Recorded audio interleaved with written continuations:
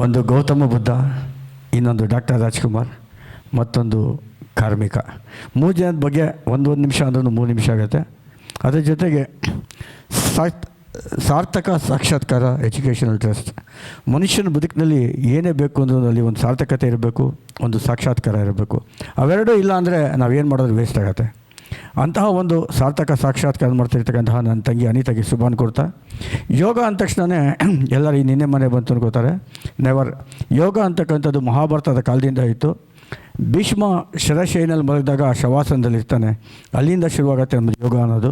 ಅಂದರೆ ನಮ್ಮ ಯೋಗಕ್ಕೆ ಸುಮಾರು 10,000 ವರ್ಷಗಳ ಇತಿಹಾಸ ಇದೆ. ಇವತ್ತು ಯಾರೋ ವಿಶ್ವಗುರು ಅಂತ ಹೇಳ್ಕೊತಾರೆ, ಅವ್ರು ಯಾರೂ ವಿಶ್ವಗುರು ಅಲ್ಲ. ಯೋಗನ ವಿಶ್ವಕ್ಕೆ ತಂದುಕೊಟ್ಟಂಥ ವಿಶ್ವಗುರು ಅಂದರೆ ಅದು ಭೀಷ್ಮ ಮಾತ್ರ.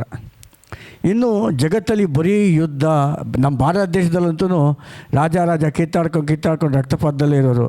ಅವಾಗ ಶಾಂತಿ ಸಹನೆಗಳ ಒಂದು ಸಂದೇಶವನ್ನು ಕೊಟ್ಟಂಥವನು ಗೌತಮ ಬುದ್ಧ. ಒಬ್ಬ ರಾಜ ಆಗಿರ್ತಾನೆ ಗೌತಮ ಬುದ್ಧ. ರಾಜ ಆಗಿದ್ದನು ಅಧಿಕಾರನ ತ್ಯಾಗ ಮಾಡಿ, ಹೆಂಡತಿ ಮಕ್ಕಳನ್ನ ತ್ಯಾಗ ಮಾಡಿ, ಶುದ್ಧೋಧನ ಅಂತಕ್ಕಂಥ ರಾಜನ ಮಗ ಅವನು. ಇಡೀ ಭಾರತ ದೇಶ ಆಳ್ಬೋದಾಗಿತ್ತು. ಅದು ಇಡೀ ಭಾರತ ದೇಶ ಆಳಲ್ಲ, ಇಡೀ ಪ್ರಪಂಚದಲ್ಲಿ ಮನಸ್ಸಿನಲ್ಲಿ ಶಾಂತಿ ಸಹನೆಯನ್ನು ತುಂಬತಕ್ಕಂಥ ಮಹಾನ್ ಕೆಲಸ ಮಾಡ್ತಾನೆ.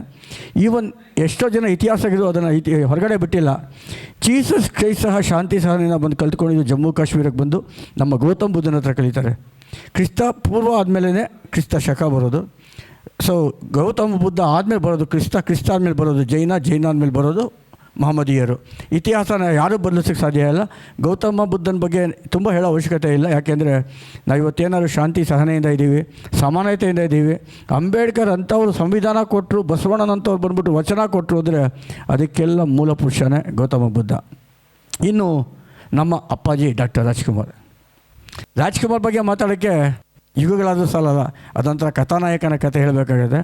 ಸರಳವಾಗಿ ಹೇಳ್ತೀನಿ, ಸ್ನೇಹ ಅಂದರೆ ರಾಜ್ಕುಮಾರು, ಶಾಂತಿ ಅಂದರೆ ರಾಜ್ಕುಮಾರು, ಸಹನೆ ಅಂದರೆ ರಾಜ್ಕುಮಾರು, ಯೋಗ ಅಂದ್ರೂ ರಾಜ್ಕುಮಾರು. ಯೋಗದಲ್ಲಿ ರಾಜ್ಕುಮಾರ್ ಮಾಡಿದ ಇಡೀ ಚಿತ್ರರಂಗದಲ್ಲಿ ಯಾವ ನಟನೂ ರಾಜ್ಕುಮಾರ್ ಥರ ಯೋಗ ಮಾಡಲ್ಲ.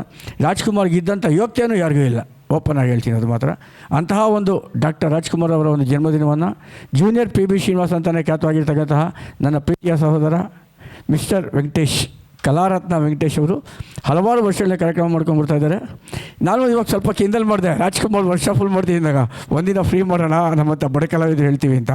ಯಾಕೆ ಅಂದರೆ ನಾನು ಏನಾರ ಹೇಳಿದ್ರೆ ವೆಂಕಟೇಶ್ ಗೊತ್ತು, ನಾನು ಜೋರಾಗಿ ಹೇಳಿದ್ರೆ ಆತ್ಮದಿಂದ ಹೇಳ್ತೀನಿ. ಯಾವತ್ತೂ ಒಂದು ಹೇಳ್ತಾರೆ, ಬೈತಾ ಹೇಳೋರು ಬದುಕಕ್ಕೆ ಹೇಳ್ತಾರೆ, ನಗ್ತಾ ಹೇಳೋರು ಹಾಳಾಗಿ ಹೇಳ್ತಾರೆ ಅಂತ. ಎಷ್ಟೋ ಜನ ನಾನು ಅರ್ಥ ಮಾಡ್ಕೊಂಡು ನಾನು ಕೋಪದಲ್ಲಿ ಹೇಳೋಕ್ಕೆ ಯಾಕೆ ಹೇಳ್ತೀನಿ ಅಂದರೆ ನಿಮ್ಮ ಕಾರ್ಯಕ್ರಮ ಅಚ್ಚುಕಟ್ಟಾಗಿ ನಡೀಲಿ ಅನ್ನೋ ಉದ್ದೇಶಕ್ಕೆ ಹೇಳ್ತೀನಿ ಅಷ್ಟೇ. ಅದನ್ನು ನನಗೇನು ಕೊಡು ಬರೋದಿಲ್ಲ.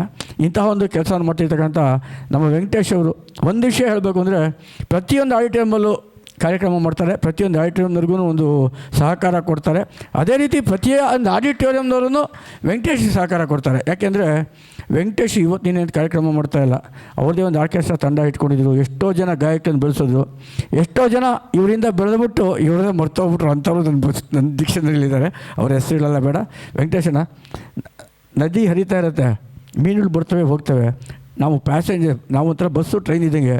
ನಮ್ಮ ಜೊತೆಲಿ ಎಷ್ಟೋ ಜನ ಪ್ಯಾಸೆಂಜರ್ ಬರ್ತಾರೆ ಹೋಗ್ತಾರೆ, ನಮ್ಮ ಜೊತೆಲಿ ಯಾರು ಇರ್ತಾರೆ ನೋಡಿ ಅವರೇ ನಮ್ಮ ಕಂಡಕ್ಟರ್ ಇದ್ದಂಗೆ. ಅಷ್ಟನ್ನು ಇಟ್ಕೊಳ್ಳೋಣ. Thank you. ಇಷ್ಟೊತ್ತು ಮಾತು ಕೇಳಲಿಕ್ಕೆ ನಿಮ್ಮೆಲ್ಲರಿಗೂ ಹೃತ್ಪೂರ್ವಕ ಧನ್ಯವಾದಗಳು. ಥ್ಯಾಂಕ್ ಯು ಧನ್ಯವಾದಗಳು ದಿನೇಶ್ ಅವ್ರಿಗೆ. ನಮ್ಮ ನಾಗೇಂದ್ರ ಸರ್